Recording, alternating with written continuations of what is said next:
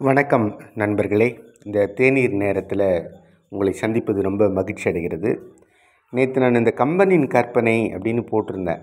அந்த பதிவை பார்த்துட்டு தென்றல் இலக்கிய பேரவையினுடைய பொறுப்பாளர் மதிப்பிற்குரிய ஐயா திரு ராமசாமி அவர்கள் என்னை தொலைபேசியில் அழைச்சி ரொம்ப மகிழ்ச்சியாக அதை பற்றி நினைவுகளை பகிர்ந்துக்கிட்டாங்க. ரொம்ப சந்தோஷப்பட்டாங்க அந்த பதிவை பற்றி. அப்படி சந்தோஷமாக பேசிவிட்டு அவர் என்ன சொன்னார்னா, எனக்கு பிடித்த இது மாதிரி ஒரு கற்பனை கூட இருக்குங்க அப்படின்னு சொல்லி ஒரு விஷயத்தை பகிர்ந்துக்கிட்டாங்க. அந்த விஷயத்தை தான் நான் இப்போ உங்களோட பகிர்ந்துக்க போகிறேன். அது என்னென்னா, அவர் சீவக சிந்தாமணியை எளிய நடையில் எழுதி வெளியிட்டவர் அவர். அப்போது அந்த சீவக சிந்தாமணியில் ஒரு காட்சி வருகிறது. அது ஒரு போர்க்காட்சி. சீவக சிந்தாமணியில் இந்த சீவகன் ஒரு 7-8 திருமணங்கள்லாம் பண்ணுவார். ஒரு இன்ப காப்பியம்னு பேர் அதுக்கு. அப்படி வருகிற போது ஒரு போர்க்காட்சியை விவரிக்கிறார்.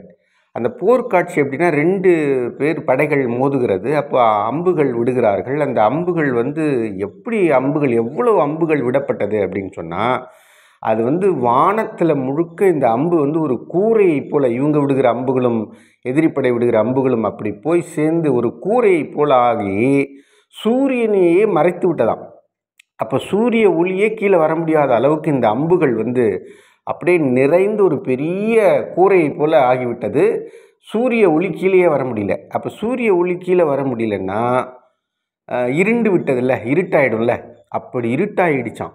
அப்போது அந்த மன்னனின் தலையில் அணிந்திருக்கக்கூடிய மணிமகுடம், அதில் இருக்கக்கூடிய அந்த பிரகாசமான அந்த வைரக்கற்கள், முத்துக்கற்கள், மணிக்கற்கள்லாம் அணிஞ்சிருப்பாங்க இல்லையா, அந்த மணியிலிருந்து ஒளி வீசினதான். அந்த ஒளி சூரிய ஒளி போல பிரகாசமாக இருந்ததால் வெளிச்சம் இருந்ததாம். அதில் அவங்க சண்டையிட்டாங்களாம்.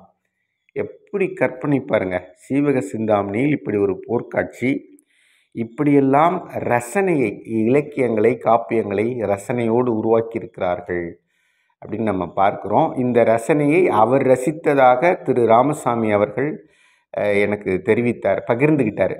அதை நான் அப்படியே உங்களிடம் பகிர்ந்து கொள்வதிலே மகிழ்கிறோம். வாழ்க்கையை ரசிப்போம். நன்றி, வணக்கம்.